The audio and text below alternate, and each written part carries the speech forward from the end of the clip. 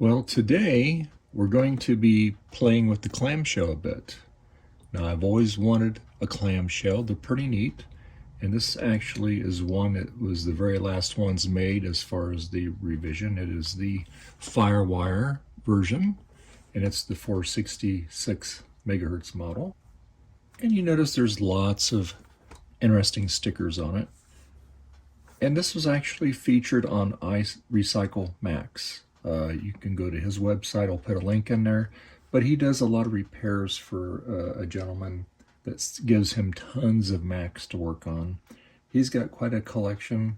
So anyway, I saw this on there and I inquired. I said, hey, I kind of like this one. It's got all these silly stickers on it. And at that time, I was looking for a Dalmatian and a Flower Power iMac. And so the gentleman that sends him all the iMacs reached out to me. I got this more or less as a freebie. I got the Dalmatian, I got the Flower Power iMac, I got keyboards and some other peripherals, and again I got this. And so this is pretty neat. And I like it because it's got the old rainbow Apple logo on it. It is missing the leaf. I'll have to figure out how to get another replacement leaf for that or make one. But anyway, the problem with these though is, like with any older computer, is the hard drive is failing in it.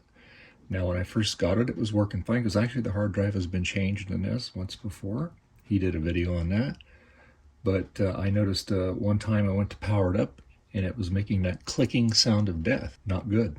Magically, after a week, I didn't touch it. I kind of put it back in the storage there, and after about a week or two, I said, I'll just try it again. I plugged it in. Hey, it's been working fine ever since.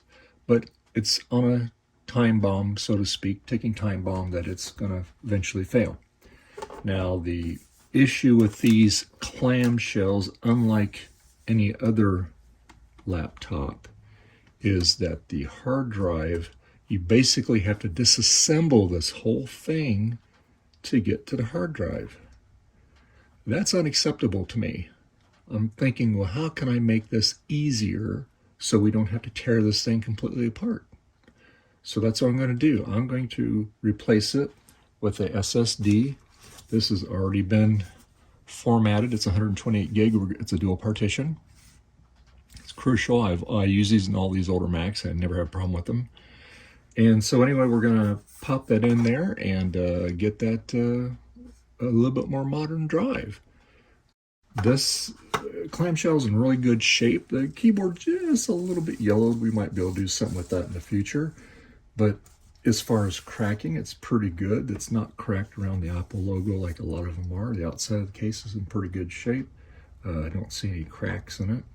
So anyway, what we're going to do is we're going to take this top cover off, and then there's the RF shield. And what we're going to do is we're going to modify the RF shield so we can, if we ever have to change a hard drive again, we just have to take the top cover off and change the drive rather than spending an hour and a half tearing it apart to get to it. Very, very poor design in that respect. Zero serviceability. And we don't like that. And you know me, I like to mod stuff. Now this is a very good example of the clamshell, so I do want to take good care of it. But like I said, we're gonna get rid of some of that RF shield. I don't think we need it, and it'll work just fine without it. The screen looks beautiful on this thing, so that's what we're gonna do. So we're going to get ready here. We're gonna get some tools and stuff. Now I'm not gonna give you a blow-by-blow description on how to tear these apart. There's lots of great tutorials online. 8-Bit Guy's got one. iRecycle Max, he's got a good tutorial. Actually, he shows you how to tear this one down. I'll put a link in there too. So be back in a moment. All right, so we're gonna start to take it apart. So basically, of course, you have to take the battery out of it here, and you use a coin to get that out there. And then, of course, then you gotta get in there and pull the battery out here. So let's see if we can do this here. There we go.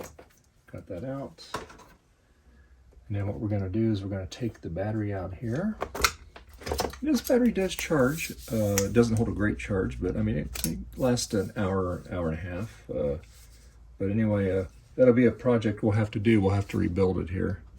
But anyway, that'll be another video. So anyway, we don't have to take the back case off. We're going to take the front case off. So basically, you have these screws here you got to take out, and then there's a couple up here, and then there's one that's going to be an optical drive that we have to take out too, because we need to do that before we take it apart. So anyway, I will take those out here. And there's a screw here that you have to take out. That's why you got to eject the optical drive, otherwise you can't get to it, because you need to take that out too to get that top cover off. So we're going to get that off there real quick. And this is a Phillips screw, so we'll take that out there. All right, so now what we're going to do is we're going to take the keyboard out here, and you got those two little retainer clips there. We're going to roll this over. And we have to take a couple things out here to get this out here. So we have an airport card in there, and that does work. I need to get that on my older network so we can play with it. So let's take these two screws out here.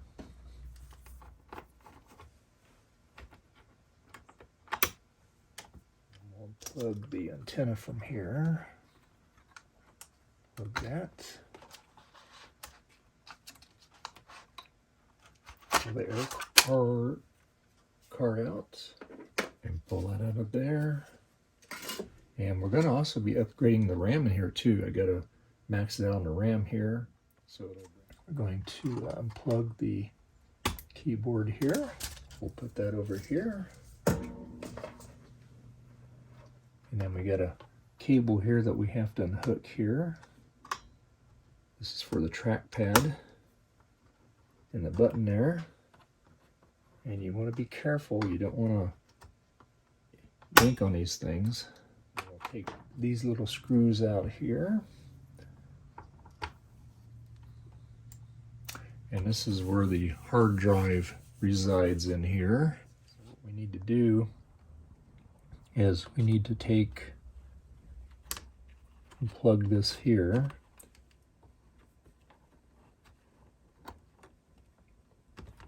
Plug that. So now we are ready to remove this cover if I did everything correctly here. So what we'll do is we got a spudger we're going to stick down in here. Actually, we pop that out there. Pop this out here, because you got to take it loose from the back here first.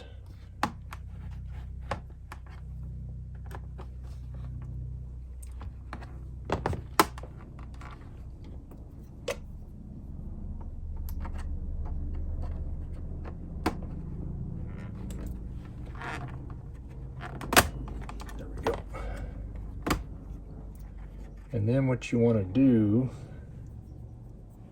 is you want to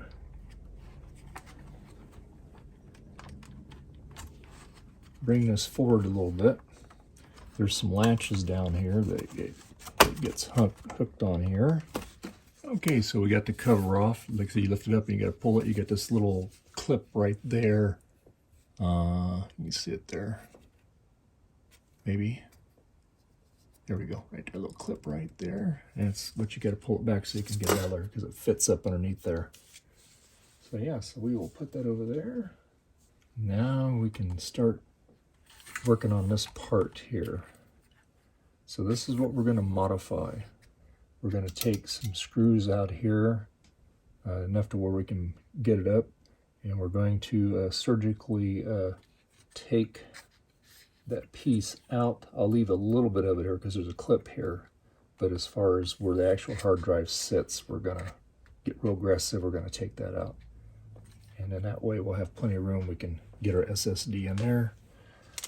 Okay, so we have our mod completed here. So we have the mechanical drive out of it here, and you thought we were going to put a regular SSD in it.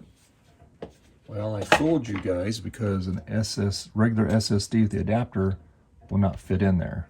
Okay, that's for another project. We have a M-Sata drive here. I've already got it put together.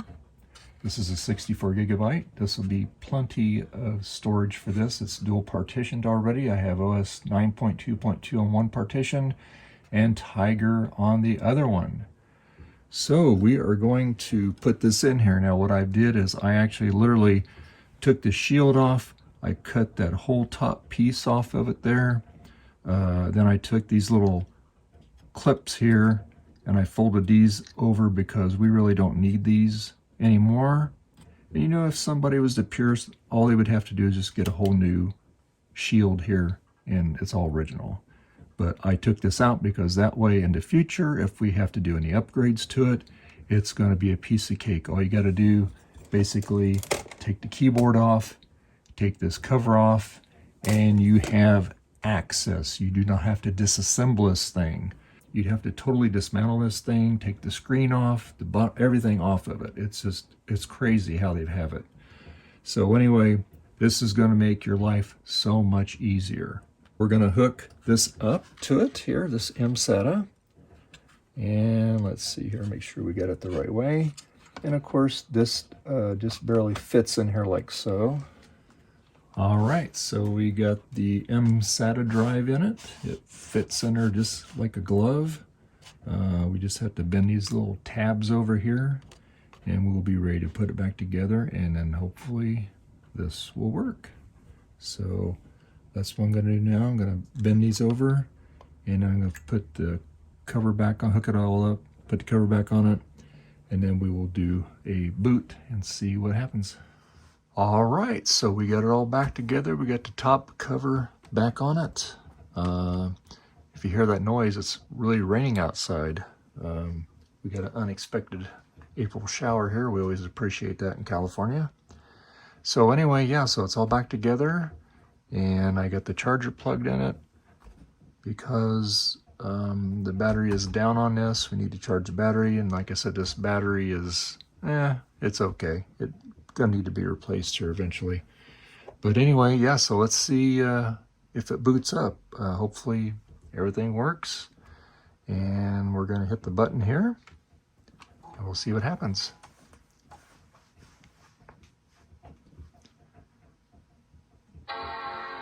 Well, that's a good sign. All right, now we have two partitions on this. We'll just see which one it wants to go to. Okay, so what we're going to do is we're going to power it down here.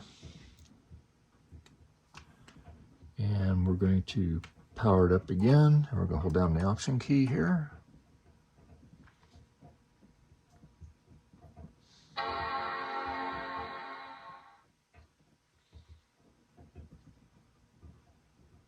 Let's see if it takes us to the boot picker here. Oh, look at there. There we go. Right there. It found both of them. Let me turn the lights off here a little bit here so we can see the screen a little better here. Still waiting there. All right, so let's select this one here. That one there. And we'll go to the arrow here and we will, hey, look at that. It's going into Tiger.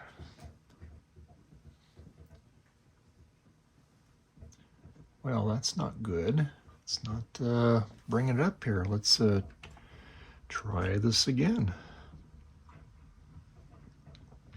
All right, we will hit the Option key.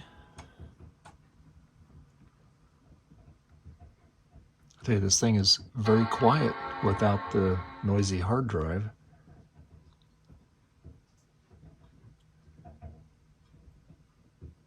Okay, so we'll just wait till it's done there. The little watch sign there. And we'll try 9.2.2 here.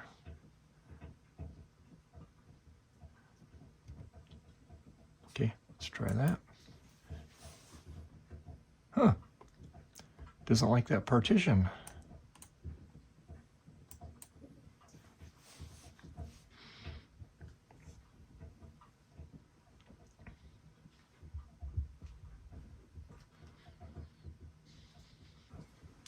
But I might have to do it the old-fashioned way by using the optical drive, which I really don't want to do. I guess we're going to have to go to plan B here. Well, this has been about a month later since I continued this video, and we have nothing but a nightmare to get an operating system on this clamshell. So basically, in summarization, the M-Sata drive that we put in here, we kept trying to reformat it. I used FireWire from another machine to restore the disk, wouldn't boot. Tried a DMG image via FireWire, would not boot. So I'd put the original spinner back in it, which had OS 9 on it. It worked fine. So I got the bright idea, okay, well, let's put another spinner. We'll put a newer one in it. And I did. And it's an Apple branded Traveler laptop drive there. And it's very quiet, can't hear it. But same thing, would not boot. It did not like it. And like I said, we fried the M-Sata drive in this. So what I did is I ordered another one. Same exact thing. Reformatted it. Same thing. Would not boot. So basically, I did the install from the actual Apple 9.1 disk. And again, I used one of my iMacs, FireWire, put this in target drive mode. Still wouldn't work. I tried various things, and I thought to myself, you know, I wonder if I did the PRAM reset, if that would do anything. And lo and behold, OS 9 booted up on it via the M-Sata drive that's in here still, because I only had one partition on it. It works fine. So now I tried to go through the painstakingly process of putting Tiger on it. What you see, I have Tiger.